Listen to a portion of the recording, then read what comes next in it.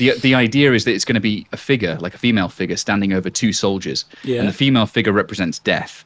And it's going to be, I've already kind of worked it out in my mind how it'll kind of be. It's a kind of triangular composition. She is going to be standing over two soldiers in a composition. They'll be in a kind of trench. Yeah. The trench will be open and viewed, these two soldiers in it, and she's holding a blanket. And the blanket is quietening the entire surroundings, and it's about to be dropped on them. Oh, so it's cool, like this idea of like everything's being quietened, and the blanket represents this sort of quietude of death, and it's being it's like a shroud over almost them. being drawn over them. Yeah. And it's being drawn over the ground behind her, and she's about to drop it over them. And I thought it was quite poetic, and I think it could be a very strong image. That sounds like a great. Have you seen that German statue of the woman who's dragging? It's called Fate or something. She's dragging these two figures by the hair. That does ring a bell. Yeah, that does ring a bell. Oh, there it is. It's Hugo Lederer. Yeah, he did some really, really great stuff. Have you? Oh, wow. Have you seen these before? Actually, I'm sorry. I just linked you to this. Yes, I have Hugo seen Lederer. this. But have you seen the centaur bowl thing? That is really, really cool. I've never seen that. Yes, I have. In fact, I saw this in person just recently. Whoa. I saw it in because I go to a lot of art fairs, some of the best in the world, and this actually was. That was in the big one you just saw then. Actually, it was in the smaller one before that. I saw this at the Brussels Art Fair. Yeah. And it was actually being sold by a gallerist. There was only an edition of like, I think one of 20 ever made of this. And it was in bronze, and it was on a table. And I saw it, and it really captured my eye. And this other top art collector that I was with really captured his eye too. It's a really wonderful composition, actually. It's really nice. And who did the casting of this? Was this cast in his lifetime then, Hugo Lederer's lifetime? Yes, so the piece was cast in his lifetime, I believe. And from what the dealer was saying, I don't know if the dealer was talking shit, but he was just like, yeah, only a very tiny amount of this was made. And then what ended up happening is I think there was like a bunch of knockoffs that came afterwards. Yeah. But he supposedly has the original one. I mean, look, this is all stuff that you'd have to really look through the literature on. I'm sure, because yeah. if he's making that claim, I'd really have to see that. Yeah, you've got to see the documents and everything, certificates. But yeah, this Exactly. is the one is called Das Schicksal, which means destiny. Yeah, that's the one where I thought it was called Fate, but it's a similar thing, destiny. Yes. Yeah. And she's dragging these two figures. Yeah, and you see that kind of that very sober, solemn, kind of timeless look on that female face. Yeah, I find that very strong. Is that what you were maybe thinking of going for with the death figure then? Well, it's elements of that, you see, because when I think about death, I think of it as, I think it's interesting to see death first of all as a female figure. Yeah. And I think it's interesting to not overplay death as some like hyper masculine thing. I think it's very interesting to portray it as this female. That figure, brings up actually. so many interesting ideas in my mind. Because I mean, like I was listening to Anathema the other day. There's a band called Anathema who's a sort of a doom metal band, and there's a sample in one of their songs where they're sampling a sort of a philosopher or a scientist guy, and he's saying that he used to believe that death was the opposite of life. But then he realised that death is just a different sort of a continuation or moving to a different state. Yes. And this idea that death can, because we don't normally depict death as a female figure, because female figures are typically archetypally considered to be something that fosters and nurtures life. You know, it's a right. It's a, yes. You know, well, they call them a womb carrier nowadays in a very dehumanizing manner. But oh god, yeah. But yeah, I mean, having death as a female figure, you kind of get this idea that it's like you're being embraced into this warm motherly thing. That's it. And for me, it also harks back to this thing that I find extremely primal, is that if you'll see in nature, a female animal will actually eat her babies. She'll actually eat them. And so what's really fascinating about that is, but if she feels that she's under threat, if she feels like there's something deeply threatening, she'll actually eat her babies. It's a sheer survival mechanism. It's a survival mechanism, which is for me extraordinary and extremely. It's like a compassionate death of her children in a way. Because that's like being almost integrated back into the kind of grand scheme of matter and everything, so they can be. Yeah. They kind of intrinsically understand that death is not the end, and death is not some kind of thing to be, No, exactly. It's interesting. Some animals do go through like a mourning process, and they like orcas and stuff. They show immediate like distress when their offspring dies and stuff. Yeah. It's weird to like the more supposedly higher up the chain of being you are, the more you are kind of susceptible to feeling distressed at death and mourning and realizing that death is kind of like this thing that rips someone from you that you viewed as precious to you. Yeah, yeah. It brings up so many really interesting, like super interesting things, and this was just what I was thinking about for this monument, because I was like, man. So this figure's drawing these soldiers back into herself almost, like she's embracing them again, and they've yes, and there is a kind of ennobling kind of quality to that immediately I feel, right? Well, yeah, what I wanted is again this idea of like, you've got all this battle going on, First World War, you've got like the trenches, everything's being turned into basically the moon, and it's like hyper violent, hyper aggressive. But in a sense, if you look at it beyond that, there's also this quietening, and then also this kind of digestion back into matter, into it's this pummeling, and then it's just, but there's also this embrace figures, it's so weird, like in Flanders or whatever, like these soldiers' bodies, most of them were never discovered, oh god, they were just like you said, they were genuinely just like pulverized and turned into matter again, which is a kind of a weirdly brutally romantic kind of notion, like yeah, it is. It's like that old adage, which is also lyrics as well, which is that thing of like dust in the wind. Yeah, it's dust you return. Yeah, you literally turn into dust. Yeah. Like you're turning into particles. Yeah, exactly. And no doubt those particles are, it's spread out over the ground, and it's spread out, and of course it returns to nature, and I from what I've heard, actually, it's a very fertile ground version. I quite appreciate like the kind of raw brutality of that, just like pounded into dust. It sounds like a Cannibal Corpse song. I think there is a Cannibal Corpse song called "Pounded into Dust." Really? Wait, actually, the thing is it's that's what I find actually really exciting. It's that element that I find really exciting, because it looks at it on something higher than just the profane, even though it sounds so brutal. But it speaks of. Well, we talk about this a lot, but you are injecting a kind of vitality back into that very brutal act of destruction, where it's like, actually, this is life proliferating in the most brutal cyclical way possible. You don't get a funeral, you don't get any kind of, there's no ceremony or anything. You're just literally turned back into the substance of the fucking earth. Yeah, exactly. Yeah, exactly. And of course it's that thing of it's the micro and the macro, because you've got this is happening on a micro level on Earth, but of course this happens out in space. It's a cosmic thing as well. Yeah, it's a cosmic thing, Stars and I think smashing it echoes that. Into each other and stuff. Yeah, exactly. That force is the same. Because we obviously that's what Oppenheimer said or whatever. He was unleashing the power of stars, literally the power of fusion, and atomic fusion is the power of stars, blowing something apart. I've been looking up a lot of stuff recently about like Big Bang theory and scientism and stuff like that, because some of that stuff I find incredibly fascinating and interesting, and it would probably be not, there's a side of me which is deeply in love with the mechanistic conception of life, and the way that we is maybe it's an English thing, I don't know, the way I love the way that we systematize and analyze biology and stuff, and we find all these orders of animals, and we categorize them, and we trace back their lineage and their heritage in an evolutionary way. I find evolution to be amazingly fascinating. Well, yeah, it is extremely it is extremely interesting, and I think when you state that sort of Englishness or that Britishness of you, I think it is certainly something that we enjoy to do. If you look through history, it's a pleasure. It's a real pleasure for us, I think. Yeah, and it gets people very angry these days, because I think maybe they feel like we went too far or something, or they somehow we destroyed something like, it's almost like a quantum thing, where it's like you change something by looking at it too much. Like, yes, exactly. If you analyze something too much, you change the very nature of it, which I kind of believe as well.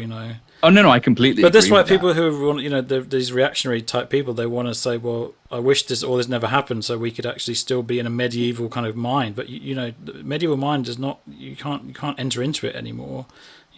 Well, that's the thing, isn't it? That's that mourning of the death of a mental structure that is no more. And And I it was a understand beautiful that. and it was a noble and beautiful structure. I think that's why people Yeah. mourn it, because But I mean, if we move from, like Giorgiani or whatever says, if we move from a scientific, mechanistic conception of things again into a kind of a re-enchantment, or if we lose knowledge and we go back into a state of what some people would say is ignorance, then there'll be people who are scientists and stuff. They will mourn the destruction of their beautifully deep worldview and their systems as well. Well, yeah, of course there is. Yeah, certainly there is that. It's not just a one-way street, really. There's going to be, it's. I even wonder if there's this thing, because it's true. There's a lot of reactionary types that do keep on saying that. I mean, Stoke, you know where I am on this with the whole return, Yeah. the whole return thing, and it's like, I think it is an interesting question when you do say, can you return to a medieval mindset? I mean, me personally, I think it's an impossibility in where we are now, and because of what our mind has been exposed to already. You see, Yeah, it's of course. it's like you can't be anything else. But I mean, but it doesn't mean you can't look at something and try and engage with it on a serious level. It doesn't mean that you have to, because that's the problem that a lot of people react against, is the problem of dismissal and this kind of arrogant, like, oh, these are stories from a book, sort of thing, where like these atheists, they say, oh, your book is a book of fairy tales of a man in the sky, blah blah. So, but it's, if you engage with that in a real honest context today, it's more powerful than it's ever been, I think. Oh, it is. Yeah, no, absolutely, it is. No, I mean it's. But sorry, we it's a went on fact. a large digression there when I said we shouldn't do that. But We're going all the over whole the point of place. the whole point of this call, sorry, was to just talk about like the AI thing that was kind of come up. But I mean, that was the thing. So I sent you this little thing that said some artist who's basically a concept artist, they are a transman, by the way. Just so maybe you can't say that these days, but this is. Oh, are they? Yeah. Okay, right, I haven't actually looked into I the think character. this is but I mean, all identities aside, we've got to just try and ignore so this is a he him. Okay. I can't even right, say it. okay, I literally can't even say it. So don't worry about it. This is why we edit things. But I mean, I don't know how familiar you really are with the kind of like the world of like art, what we call like ArtStation art. This is interesting because ArtStation art for me, I'm not actually hugely familiar with it. I've become, let's say, I've been kind of thrown into it more now that I've jumped on Twitter, and I'm starting to see it more and more. And I suppose it's and you it's see like the traction. I mean, I think the main thing you see is the traction that sort of art gets. It's hugely popular on Twitter in terms of the engagement it gets. Yes, no, it's extremely. It's extremely popular, and I people enjoy it. It's often very kind of like, I call it kind of cuddly and sweet. It's designed to titillate the senses in a way where you've gotten a lot of the kind of principles of art, like color harmony and certain compositional principles and stylization. Obviously, you have to have stylization. It's super, and it's all combined in a way which becomes very like juicy and delectable to a certain. You want to press. It's designed for you to press the like button. Basically, that's what makes it delectable to people. But at the same time, and my problem with it is, of course, is that you press the like button and you never think about it again. That's kind of the failing. You scroll on. Yeah, that's kind of the failing of ArtStation style and that sort of very, I suppose you call it high fructose style. Well, yeah, actually, it's great that you use that high fructose corn syrup style, because it is extraordinarily sweet. It gives you a shot of something. Yeah, it gives juicy. it gives you this shot, and it's sort of like this momentary sort of orgasm of the dopaminergic system. It's a dopamine overdose. Yeah, and you think, wow, amazing. How did they do that? How did they, It's just it's hyper reality. It's definitely a kind of form of hyper real art. Yes, But yes, no, but realism absolutely. can also be encompassed in this style. Like, I don't want to say this is all style. Realism also is part of this kind of hyper real ArtStation thing, where, again, it's a super, like, it's art that's like, very, very impressive on the surface, but then when you kind of go back to it, it loses a lot of interest. Well, it's extremely superficial, and it doesn't go beyond simply just this sort of like, oh well, it's a nice, yeah. I mean, it's a cool image, right? It's this sort of thing. Oh, it's nice. It's nice, and then you roll on. Yeah, It was something that I remember a number of my tutors used to say when I was at the academy at art school. They would always used to say, if someone looks at your work and they say nice or that's nice, yeah, or it was wow, actually even, or kind of, yeah, it was like a slap in the face because you yeah. would think that it was just such a pedestrian response. Because if you just had that element of, well, it's nice, oh, cool, Yeah, cool. even just Cool to, is cool is not something you ever want to like someone like Millet or whatever. When Millet was in his 20s and he was exhibiting things like Christ in the house of his parents. I don't think yeah, anybody was looking at that and saying, "Oh, cool, nice," or whatever. There were people who were outraged and they think, "What on earth is this young roustabout doing?" yes, But they were absolutely. also impressed and they wanted to look deeper as well. They didn't want to just move on. They did want to look into the picture and see more things that were happening, because it wasn't Of just course, about the surface. Anyway, yeah, no, it's true. It isn't just about the. I mean, when I look at this, these images, like in this thread you've sent me, that has a lot of this kind of ArtStation art on it. It does remind me.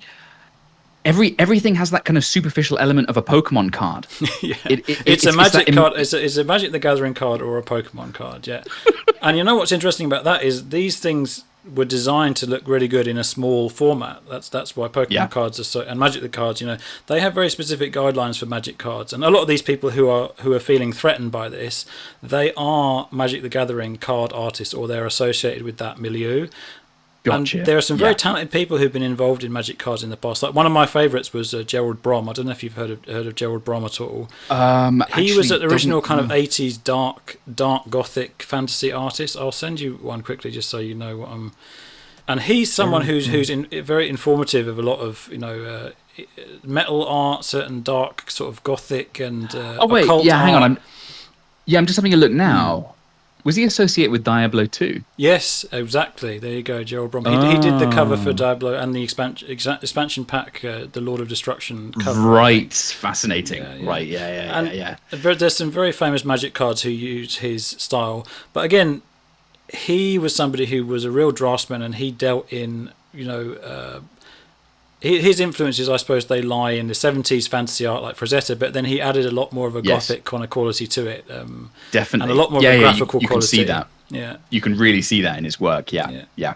And I mean, he's a Yeah. stunning artist, obviously, Joe Brom, amazing artist, and I think he's not replicable. But then he's one of these artists who Magic, he was kind of the foundation of a lot of Magic the Gathering early art in the 90s and the early 2000s. He did lots of Magic. People styled themselves on him a lot. But, Yeah. I know. I can. Yeah. I mean, he sort of set a certain genre, didn't he? Sort yeah, of said yeah. it. Yeah. He's and what he's done is extremely good within that realm, his realm.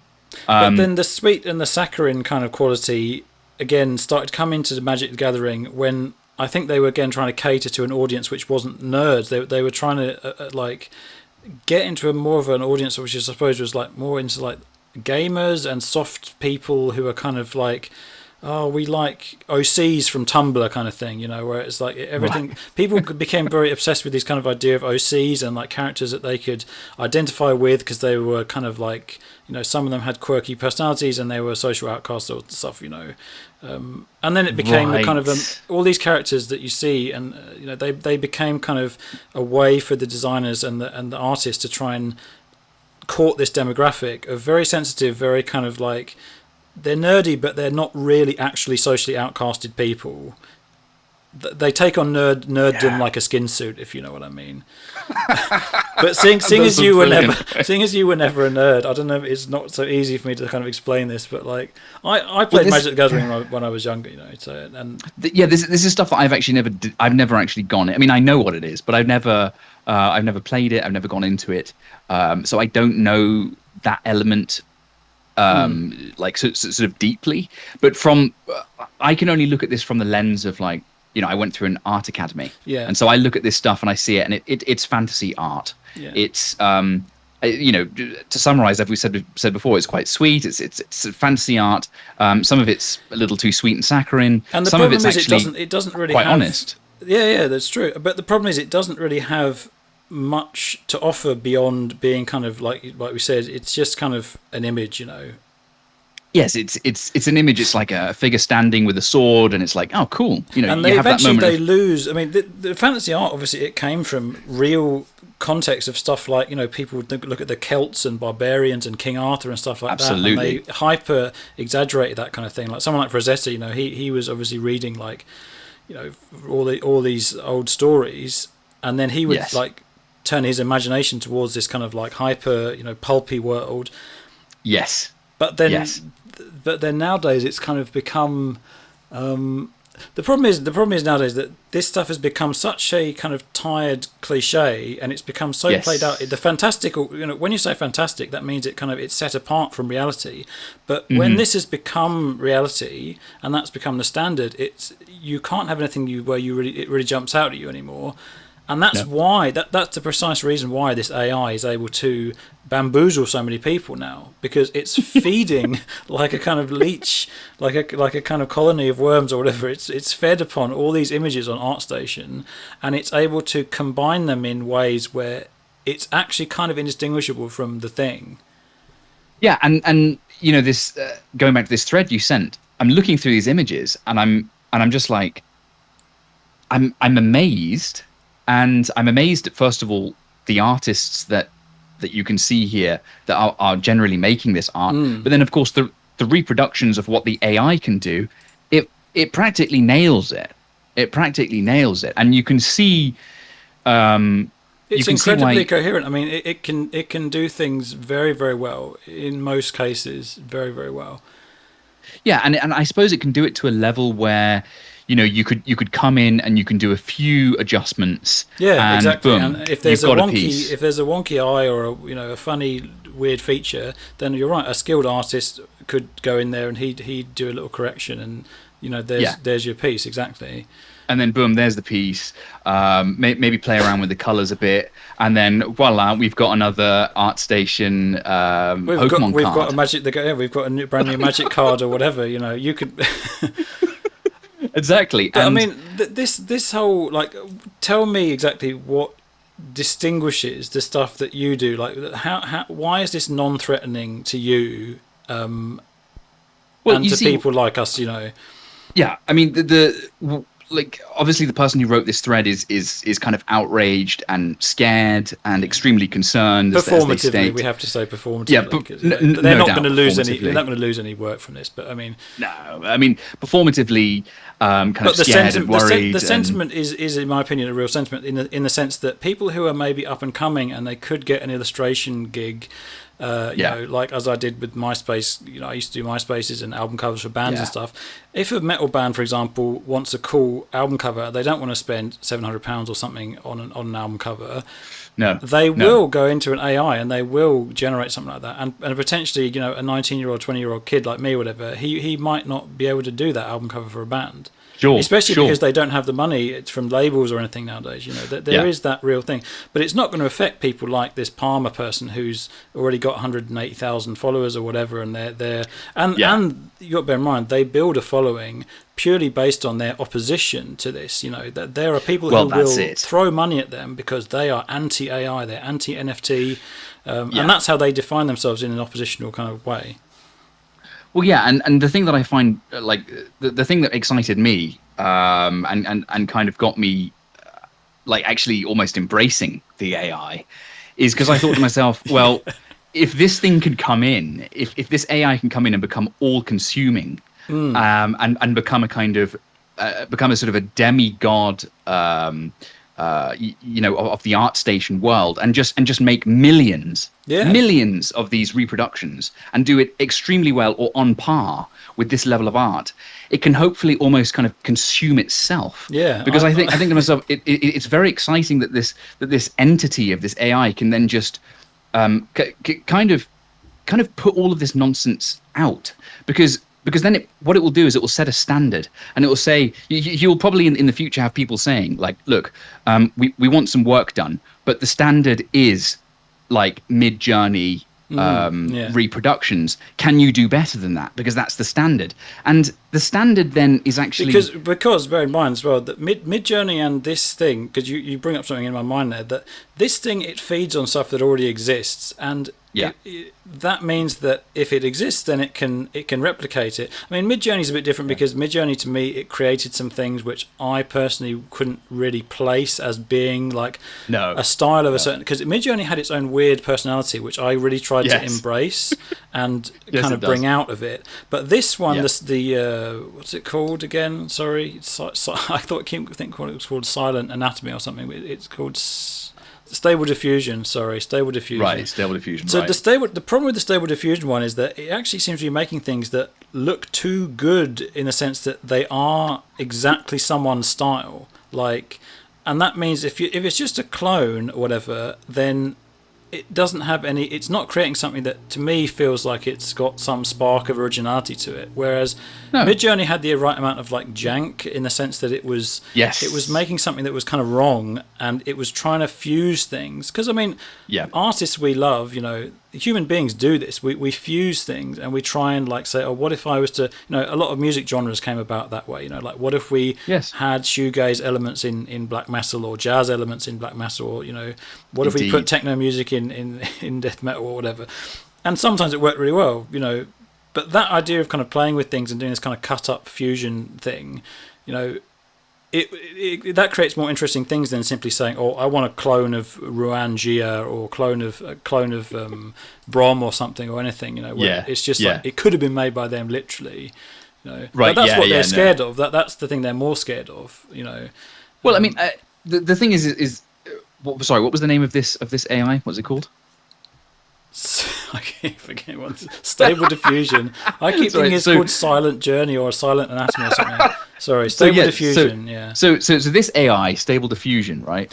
From what I can see, is it can reproduce this stuff to a pretty damn high standard. Yeah. And the thing is for me is, if it can set a standard, which I like. Personally, I find the standard absolute dross. I find it super, super pedestrian. And it's actually something that I find really, it really irks me, actually, because it often lacks imagination. Yeah. It's designed to be uncontroversial, and it's designed to be something that gets, as we said, it gets the dopamine, it gets the likes, particularly if it's a character that somebody already loves, it's an already established character, or it's got this very saccharine fantasy feel. Yes. There's no politics involved in this kind of thing, although there's in a sense that you can have a masculine, very very kind of masculine thing going on, like a Conan the Barbarian thing going on, but it's not like got an energy of kind of like it's not relevant to the world. Basically, it's taken out of its context of it's taken out of any kind of cultural relevance. When you're in a fantasy realm, it's a place where anyone can be anything, and there's basically no kind of like limits to things, and that's why it becomes kind of fake. Yeah, exactly. And that's why it becomes kind of boring, because Well, it becomes extremely boring, and I mean, look, if I can. Because people have asked me before. Actually, it's coming more and more into conversation now.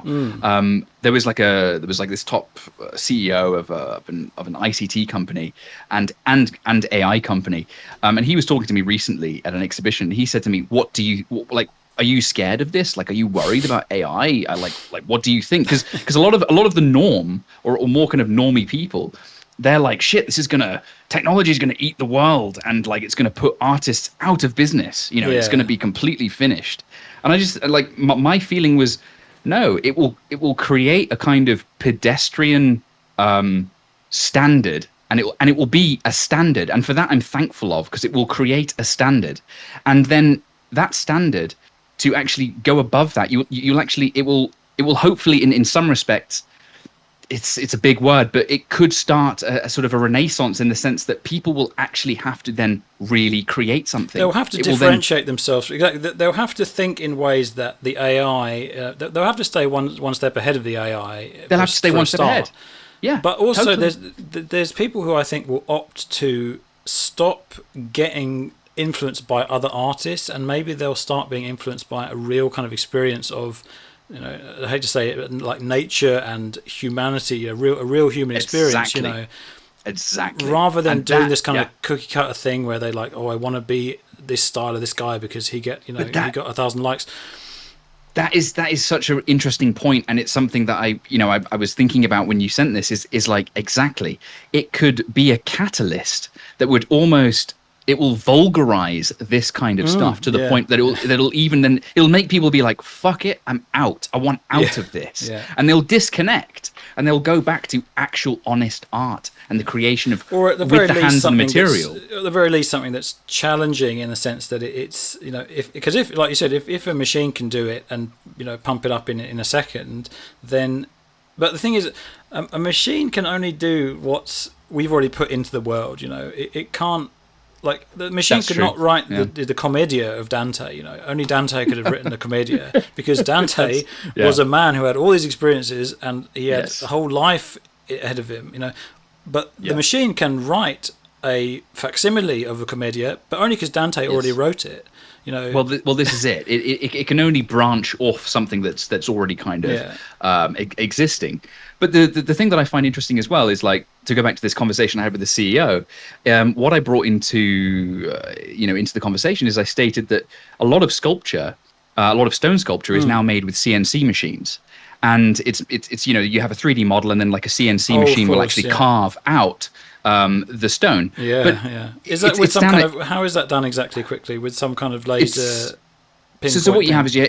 is you have a CNC machine, and it will basically, it has a small kind of like rotor on it, and this arm goes out to the block, and it starts cutting it down, and it circles round and round and round. Oh, okay, yes, and it it does in a goes from the circle, outside, and it works it all the way down to the final point, to a very high finish. But guess what? The marble looks like plastic. It doesn't live. Yeah. There's nothing there. You can see it's a 3D model There's from no a computer. The thing There's does no not life struggle. in it. It does not. It does not. It doesn't struggle, fuck and it up or doesn't struggle. and it doesn't have that kind of digested element of the human being's soul in and on the stone. Would you mind of sending me course- really quick? Sorry, would you mind sending me something that was made on this machine really fast? Like, could you send me a good example of something that was made on it? Preferably stuff you've seen. This is stuff that I've seen. Yeah. This is stuff that I've seen in the actual high level fine art world, and I mean, I find it absolutely. Well, it's absolute gross nonsense, actually. Yeah. Here's a link. Oh, that's horrible. That's so stupid. And it's funny because it says here, and this is the thing that's always fascinating. So this is marble. Sorry, just quickly. This is a single block of marble that's been CNC'd Yes. into this thing. And so it talks about, like, Jan that looks Fabre like carves. plastic. It looks like plastic. You're absolutely So right. it's Jan Fabre carves the human brain, right, from Carrara marble. Jan Fabre is a charlatan sculptor, kind of like Damien Hirst, and he's not Does he at put that all. does he put that on his CV? I'm a charlatan sculptor. I'm known charlatan. He's one of these guys who basically, he'll do a quick sketch on something, on like a bit of toilet roll, and then he'll say to some little pleb, make this. Yeah, Have this made for me. This is exactly what me and Gio talked about when we talked about that bloody the fellow who made the weird Ooga Booga Zeus thing. Oh, Jesus. The fucking dude. Sorry, man. I have to look this up now because I can't. Biggers, Sanford Biggers, yeah, we talked about Sanford Biggers, and he's a guy who basically, like I said, he takes a 3D model like he found on fucking Sketchfab or something, and then he like fuses it with another one, and then he says, yeah, make this 30-foot tall and make it weigh 1 ton, and they have the money, so it's like, exactly. He's not even a fabricator. He's just a like you said, it's a guy who writes on a toilet roll and says, make this. Yeah, it's literally like, do this, make it fucking big. And then they go on, they make it big, and it always looks like just an inflated toy. It looks shite. It always looks shite. These objects have no value. I would say these objects have literally no value. They actually have less value than, like, a carving by a medieval peasant.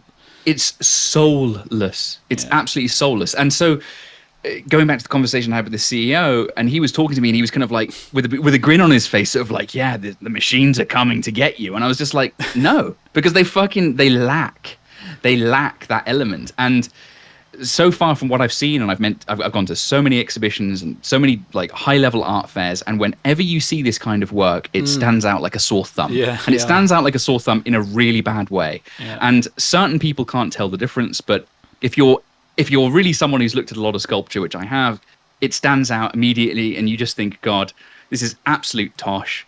And frankly, you know, it has no spiritual value to it. It hasn't been touched by a human being, and it does not contain any life energy. Yeah, yeah. There's absolutely nothing there. So, and I look at the AI in a similar way. Yeah, absolutely. It will eat the already mundane and profane level of kind of ArtStation art. Yeah. And I think that's a good thing. Yeah. I think that's a very good thing. I think it should be completely subsumed by it. And then it will, out of that, be a catalyst that could hopefully spark, a group of artists. Some will fall away and hopefully just fall away and just drop out of it.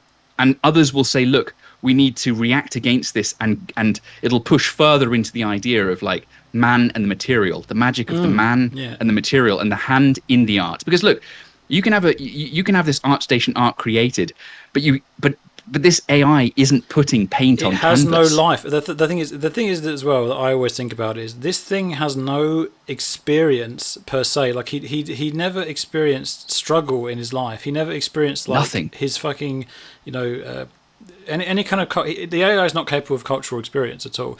It just collects and it fuses together and has it doesn't have like any. But the thing is that people who direct the AI, I think that's some interesting results that I got from Midjourney, and I thought they were very, very fun and enjoyable and had some great stuff in there that I would have to personally work on to make it actually good, like particularly the Jesus in the Wilderness ones and the Dante ones. I thought they had some really great compositional ideas in there that I personally would never have thought of.